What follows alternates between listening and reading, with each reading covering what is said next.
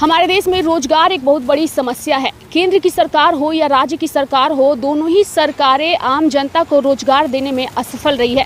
लेकिन सरकार रोजगार देने में तो असफल रहती है, लेकिन सरकार लोगों से रोजगार छीनने की अगर हम बात करें तो उसमें हमेशा ही सरकार सफल होती है। सरकार के कई ऐसे फैसले जो आम नागरिकों के हित में नहीं होते, उससे आम नागरिकों को काफ़ी नुकसान होता है। आपको बता दें कि झारखंड की सरकार की अगर हम बात करें तो हेमंत सोरेन के कई ऐसे फैसले ने लोगों से उनका रोजगार छीन लिया है। अभी कुछ दिनों पहले सरकार ने ओरिएंट क्राफ्ट कंपनी को बंद कर दिया, जिसकी वजह से सैकड़ों लोग सड़कों पर आ गए। उनके सामने रोजगार की समस्या उत्पन्न हो गई और हजारों परिवार बेरोजगार हो गए हैं। अब सूत्रों के हवाले से ऐसी खबर आ रही है कि सरकार जल्द ही स्टैंप होल्डरों का लाइसेंस रद्द करने वाली है। आपको बता दें कि झारखंड राज्य में 5000 स्टैंप होल्डरों के माध्यम से स्टॉक होल्डिंग का काम किया जाता है, जिससे आम नागरिक को स्टैंप पेपर उपलब्ध कराया जाता है। लेकिन अगर सरकार इनके लाइसेंस को रद्द कर देगी तो इनके सामने बहुत बड़ी समस्या बेरोजगारी की उत्पन्न हो जाएगी। ऐसे ही स्टैंप होल्डर्स जो हैं वो सरकार से मदद की अपील कर रहे हैं और वो लगातार सरकार से ये बात कर रहे हैं कि सरकार इसमें अगर कोई फैसला लेती है तो स्टैंप पेपर्स को बंद ना किया जाए, क्योंकि ये उनका रोजगार का एकमात्र जरिया है जिससे वो रोजगार करते हैं। आइए सबसे पहले आपको सुनाते हैं कि क्या कहना है स्टैंप होल्डरों का।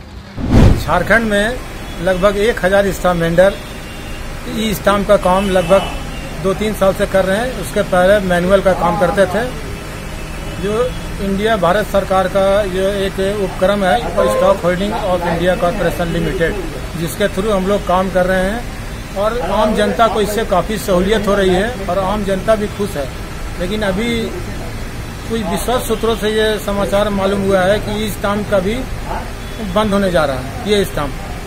तो इसके बंद हो जाने से हम लोगों को जो भी स्टाम्प वेंडर है, इनके साथ पूरे परिवार जो जुड़े हुए हैं, सबों के समक्ष भुखमरी की स्थिति आ जाएगी। इसलिए हम लोग माननीय मुख्यमंत्री जी से ये आग्रह करते हैं कि ये ई स्टाम्प एवं ई ग्रास या जो भी सिस्टम चालू करें, दोनों रखें, जिससे हम लोग का भी परिवार चलता रहे और सरकार को भी राजस्व की वृद्धि होती रहे। बोलिए। स्टाम्प वेंडर लगातार 50 वर्षों से स्टाम्प बेचते आ रहे हैं और अभी पता चला है कि ई स्टाम्प सरकार बंद करने जा रही है। इसलिए सरकार से आग्रह करते हैं कि स्टाम्प को पुनः चालू किया जाए और स्टाम्प वेंडर जो लगभग 1000 स्टाम्प वेंडर हैं उनके पीछे झारखंड में उनके पीछे 5000 परिवार से ऊपर का रोजी रोजगार चल रहा है।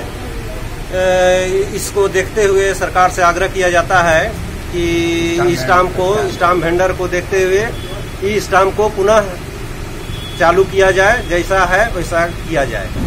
सरकार से आग्रह है कि ई स्टाम्प को जैसे चल रहा है उसी तरह से चालू रखा जाए, क्योंकि इससे आम आदमी को भी सुविधा हो रही है। वो अपने काम के लिए छोटे स्टाम्प जो भी है सभी मुद्रांक विक्रेताओं के से वो ले रहे हैं और ये सिर्फ झारखंड में ही रिन्यूअल का प्रॉब्लम है, बल्कि दूसरे सभी राज्यों में आसानी से चल रहा है। यहाँ तक कि वो कुछ राज्यों में तो सारा काम ही वेंडर कर रहे हैं, स्टॉक होल्डिंग भी उसमें पूरी तरह से सहयोग दे रहा है और इसको चालू रखने में ही बेहतरी है। और इससे क्या है कि हम लोगों का भी जो परिवार है पूरे झारखंड में 500-800 वेंडर जो है, उनके सामने भी एक तो लॉकडाउन के चलते भुखमरी की स्थिति रही और अब और भी भुखमरी की स्थिति होने जा रही है। अगर ये बंद हो जाता है, जो भी अभी ये लोग थोड़ा बहुत अपना रोजी रोटी का उपाय कर रहे हैं, वो सारा कुछ बंद हो जाएगा। तो आपने स्टैंप वेंडरों को सुना, जिन्होंने साफ तौर पे कहा है कि सरकार अगर स्टैंप वेंडरों में स्टैंप को अगर बंद कर रही है तो सरकार जो भी आगे निर्णय लेती है कम से कम वो स्टैंप को स्टार्ट रखे, ताकि इनका रोजगार जो है वो बना रहे और इन्हें किसी तरह की समस्या ना हो। लगातार इनका यही कहना है कि कोरोना की वजह से ऐसे ही काफ़ी समस्याओं का सामना इन्हें करना पड़ रहा है और ऐसी स्थिति में अगर सरकार इनके लाइसेंस को रद्द करती है तो इन्हें आने वाले समय में काफ़ी समस्या उठानी पड़ सकती है। ऐसे में न्यूज़ टॉप इंडिया भी सरकार से ये अपील करता है कि सरकार ऐसे लोगों को बेरोजगार ना करे जिनके पास रोजगार है, क्योंकि सरकार लगातार ये दावा करती है कि वो लोगों को रोजगार देगी। जिस समय मजदूरों को दूसरे राज्यों से अपने राज्य में लाया गया, उस समय भी सरकार ने ये बड़े दावे किए थे कि उन्हें रोजगार यहीं मुहैया कराई जाएगी।